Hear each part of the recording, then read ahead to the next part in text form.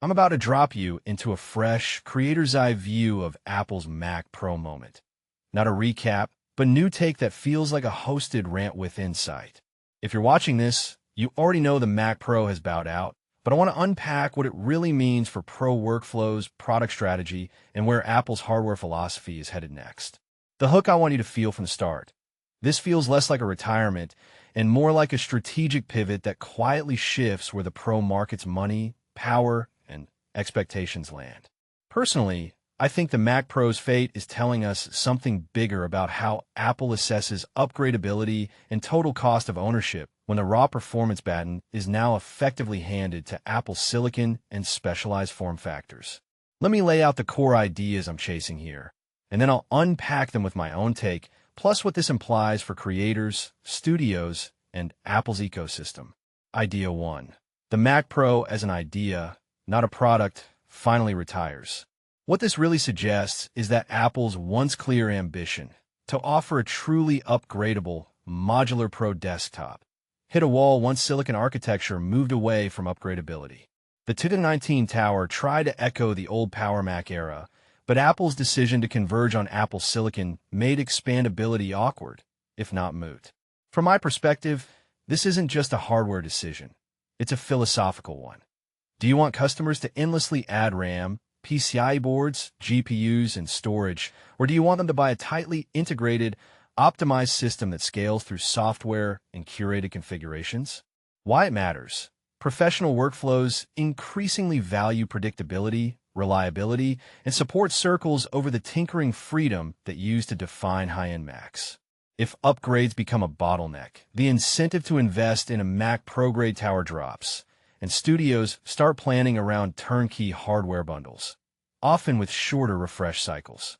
What many people don't realize, the Pro label in Apple's lineup is now less about raw modular horsepower and more about the entire ecosystem. Software optimization, supported configurations, and lifecycle management. The Mac Studio, miniaturized and paired with powerful silicon, sits in a space that's both easier to support and cheaper to refresh for Apple. Idea 2. Apple Silicon's memory and GPU design makes upgrades obsolete by design. The memory architecture in Apple Silicon is unified and non-upgradable. External GPUs, internal PCIe expansions, and modular RAM upgrades. These are not compatible with the current generation's design language.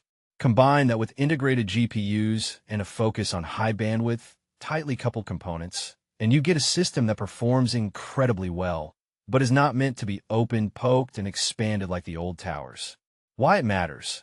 For creative professionals, the ability to adapt hardware to evolving workloads is valuable. If you can't slot in the latest GPU or memory bump, you're forced to reevaluate whether your current setup remains future-proof as software demands shift. In my opinion, this raises a deeper question. Is the industry moving toward a model where compute is guaranteed by the system and software, not by hand-me-down hardware upgrades? What this implies. Pro workflows may become more standardized around certain SKUs, and studios might adopt longer-term leases or ongoing refresh programs with Apple's newer desktops, rather than building bespoke turnkey towers. Idea 3. The Mac Studio family and Mac Mini fill the space the Pro used to occupy. With the Mac Pro gone from the shelves, Apple nudges professionals toward the Mac Studio and the M4 Max/M3 Ultra variants, or the Mac Mini with top-end configurations. That shift isn't accidental. It's a move to simplify the Pro line, reduce manufacturing complexity, and push customers toward a scalable ecosystem rather than a single creative workstation flagship. From my view, what's interesting is how this reframes what a Pro workstation even is. A tiny form factor with PC-like expansion still exists through expansion docks and Thunderbolt, but the real workhorse now is a cohesive, optimized silicon stack with flexible external options. One thing that immediately stands out is Apple is betting on software and ecosystem coherence to carry Pro workloads, not on a hot rod, upgradable chassis. If you take a step back and think about it, this is less about silicon speed alone and more about the entire developer and creator experience. The drivers for third-party accessories, the Pro software pipelines, and the data throughput guarantees across devices. Idea 4. A business reality, price to performance, and total cost of ownership tighten the calculus. Historically, the Mac Pro was a position statement. You could throw money at it for ultimate performance. The reality, especially after the silicon transition, is that price-to-performance dynamics look different. The high price tag, combined with a lack of upgrade path over years, makes the total cost of ownership more scrutinized than ever. Why it matters? Studios and freelancers will increasingly weigh whether the initial outlay for a Pro Mac is justified by expected lifespans, software support, and energy efficiency. The takeaway for many is a practical one. If you're locked into a device when your workload grows, you might be better off picking scalable external options rather than a single, expensive, future-lix tower.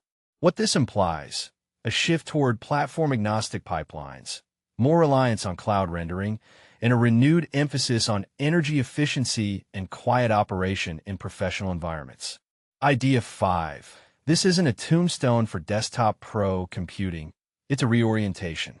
I'll be honest, the Mac Pro's discontinuation isn't the death knell for power desktops in general. It's a signal that Apple sees the future differently. The enterprise-grade, long-cycle hardware narrative is being recalibrated toward highly optimized, compact, and cohesive systems with fast, predictable software ecosystems. From my perspective, the bigger trend is not less compute, but smarter compute. Apple is leaning into specialization. Silicon that's purpose-built for macOS workflows, combined with a curated ecosystem that reduces the need for DIY hardware tinkering. This could push developers and studios to design software that scales more smoothly across devices, knowing that a hardware baseline is stable and integrated. Deeper insight: the broader tech landscape is watching. NVIDIA, AMD, and Intel all grapple with how to align with Apple's software-led, ecosystem-first strategy. We could see more cross-ecosystem optimizations, more exclusive features tied to Apple Silicon that make even third-party components feel subordinate in practice. In the long run, this could redefine how professional hardware is purchased, supported, and upgraded across the industry. Closing thought: where does this leave you, the creator watching this video? If you're building a studio or upgrading your workflow, I'd consider designing your setup around modular external expandability and software pipelines that aren't brittle to a single motherboard or accelerator. The Mac Studio and Mac Mini configurations may offer a better blend of performance, reliability, and lifecycle predictability for many pros. And if you're locked into a particular workflow that demands insane raw power, you'll want to evaluate separate, best-in-class components that could still integrate into a unified ecosystem. If you got a favorite Pro workflow or a hardware choice you're debating, drop your thoughts in comments. Do you think Apple's strategy will push the industry toward more standardized, cloud-accelerated pipelines, or will it spark a new wave of boutique workstation builds around third-party GPUs and accelerators? As always, I'm curious to hear your take, and I'll be reading your takes closely to see what the next chapter in Pro computing looks like. One last thing I'd flag: the Mac Pro story isn't simply about a product's end. It's about how a major ecosystem maker recalibrates expectations, supports, and future-proofing for decades of creators. That shift will ripple through pricing, support models, and even how software companies optimize for macOS. And that, to me, is the real headline.